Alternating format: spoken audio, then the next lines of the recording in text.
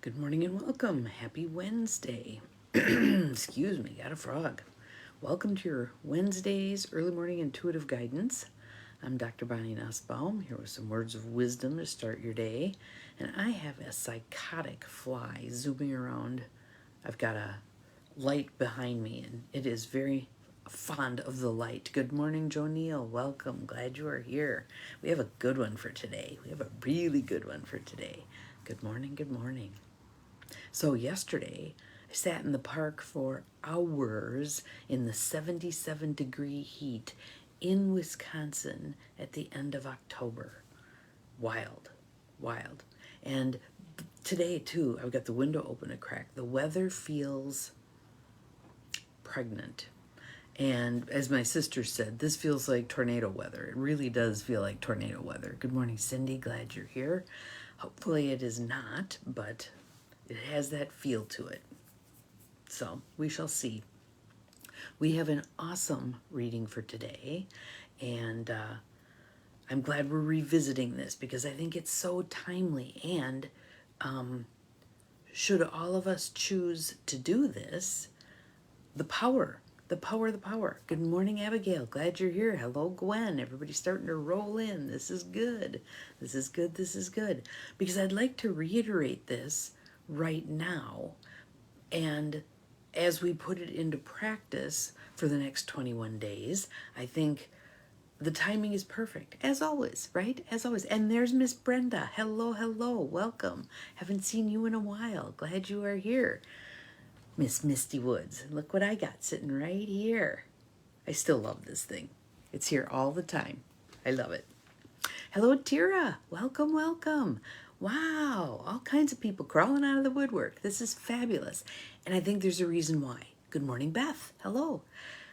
Because this reading today is so spot on for all of us. And if you teach it to others, please teach it to others. If each of us only taught it to an additional 5 people, wow. And if they taught it to 5 and they taught it to 5, and ask them to, because everybody is so stressed and over the bend right now. Here's a perfect solution, perfect opportunity.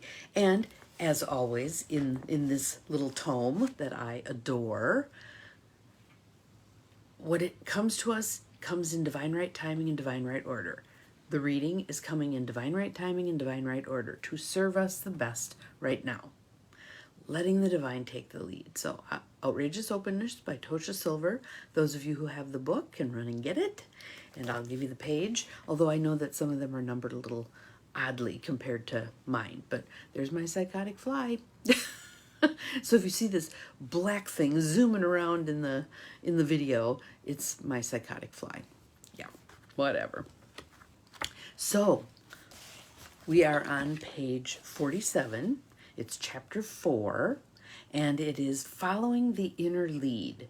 And the little section we're going to read is called Think Inside the Box. Think inside the box. And as I've said a bazillion times, keep your copy with you. Fabulous. I love that. Good morning, Sue. Welcome.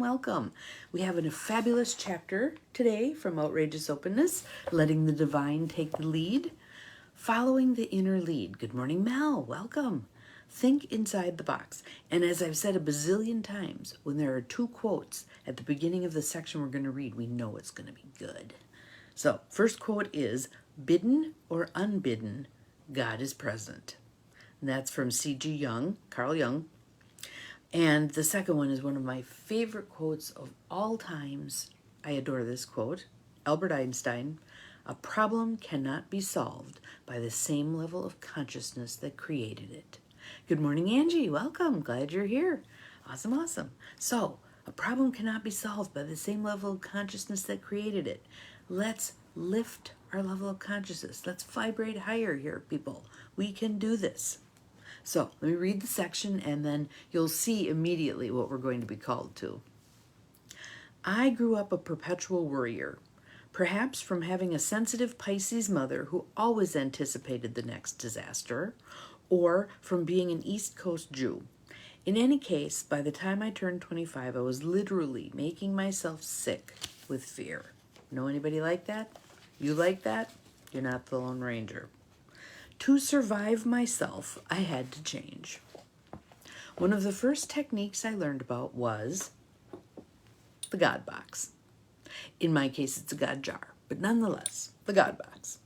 You simply write down your worries and pop them into some kind of container, as simple, as elegant as you wish. I've had people use a Kleenex box. It doesn't matter. It doesn't matter. Thank you, Cindy, for posting one of my favorite quotes. Much appreciated. Whenever a new worry comes up, into the box it goes. You don't even need a clear concept of God to do this. You could make an offering to your own highest wisdom or to the force that keeps the birds aloft in the sky. Does not matter. Sounds simplistic, but honestly it works. How many of you on this call, we have 6 of you on here with me right now, how many of you have done the God jar thing, God box thing, whatever? Yes, perpetual what-ifers, absolutely, yes. And I'll give you my tool for that in a second. But those of you who are using a God box or a God jar, please put it in the feed. Tell everybody that you're doing this. Tell them what you get for results. I will tell you what I have gotten for results. I go through my God jar maybe 2-3 times a year and throw out the ones, ceremonially throw them out. I don't just pitch them. It's like, wahoo, done with this. Things have resolved in the interim. I've put them, there's Gwen, yay, a fellow God boxer. This is good. Usually I end up throwing out about half of them, half, 3/4. In the interim, the time in between, when I've even forgotten it's an issue, I throw them out. Ah, yes, I do have your bookmark in Daily View. Yes, please watch later. And I don't know why the video freezes. It's just a Facebook thing. So maybe one of these days I'll change platforms. Who knows? I do post it on other platforms also. I do LinkedIn, Instagram, what else? YouTube. I have a YouTube channel. Hunt me up. Find me. I'm there. Anyway, in the box. You just started. Yay! Fabulous. Again, it can be anything. So I've got another one sitting here.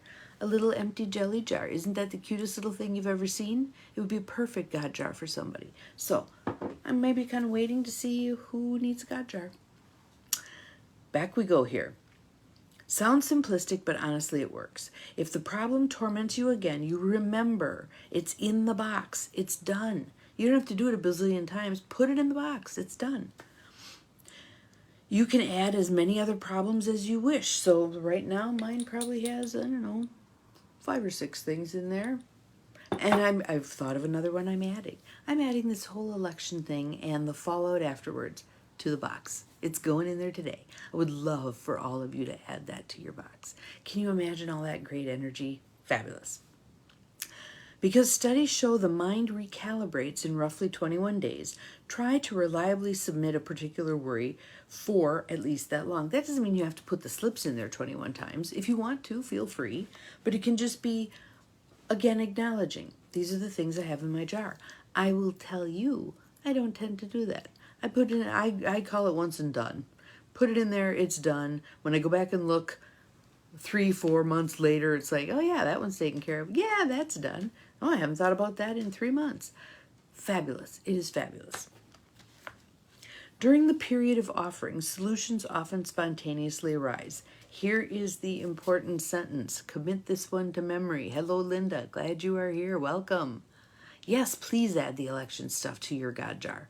Good morning, CJ. Welcome, welcome. Glad you're here. There's a reason all of you are here today. There's a reason all of you are here today. With all of us adding the election stuff to our God jars, wow, wow.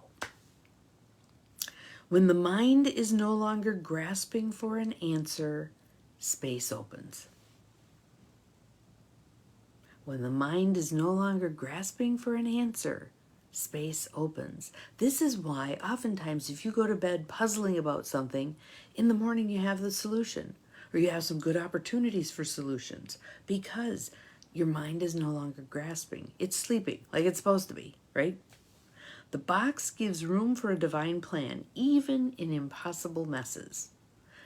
Thank you, Cindy, for posting that. I like that one too. So here's her story, her personal story with one of her God jar kinds of things. I first used the box when I was crazily looking for a new apartment one summer. Friends kept helpfully reminding me that the vacancy rate in the Bay Area was at an all-time low of 3%, and that the odds of finding a decent, affordable place were next to nil. And I love this next sentence. Commit this one to memory also, please. But the teacher who suggested the box insisted that odds and percentages didn't matter one whit. Hear that again. Odds and percentages didn't matter one whit. What matters was the offering. It's kind of like buying a bazillion lottery tickets. All you need is one. All you need is one. Because buying a bazillion really doesn't impact the odds that significantly anyway. All you need is one. So I'm going to say that sentence again. But the teacher who had suggested the box insisted that odds and percentages didn't matter one whit. What matters was the offering. With a sense of bemused curiosity, I scrawled my first note and slipped it in. Thank you, Cindy. I appreciate that. I am now being guided to the right apartment at the right time. It's already handled. When you perceive it is already done, you're just waiting for it to manifest. Jim Carrey did that amazingly. Walked around the neighborhood where he wanted to live and said, I already own the house here. It just hasn't manifested yet. Within a month, my veterinarian asked offhandedly as she checked my kitten for ear mites. It's in the mundane stuff that answers arise. You still need a spot, right? I know one. She was right. 15 years later, I'm still there. After a while, you start trusting the process. You realize the details of the solution are irrelevant. How does not matter, since those will be revealed. What matters is offering the problem over with a sincere, consistent heart. There's your why. There's your why. I offer this up. The box is also a perfect complement to divine order, allowing you to have a sacred place to store your prayers and statements if you wish that. For some practical-minded people, having a concrete spot really helps. So what do you have to lose but anxiety? Blink, blink, blink. I love this part. I love this part. So, what will you put in your God jar? If you don't have a God jar, what will you choose for a God jar? Again, it can be anything. An empty tissue box. I don't care. A Cool Whip container. For those of you living in the Midwest, a Cool Whip container would be an awesome choice, right? So, make your jar, make your box, whatever you're going to do, and I invite you to put in as many of those worries as you have. Please put the election in there. Let's just open this up for healing for all. Let's put it in there. So, practice, have fun with this, play around with this. Geez, I wonder what would happen if I put that in there. And I wonder what would happen if I put that in there. And again, thinking of the words. The divine right solution is already chosen. It's on its way to me in divine right timing and divine right order. I'm so happy and grateful to receive it. And you wait. You wait for divine right timing and divine right order. Have fun with this. Have fun with this. It lightens up your heart. When I grabbed this book today, when this is what tested as what we needed today, I was like, yes, some lightheartedness. We need that right now. And this is a beautiful example of lightheartedness. So, have an awesome Wednesday. We will see you again tomorrow. Remember, you're capable of far more than you think you are. Enjoy your God box or God jar. Bye-bye.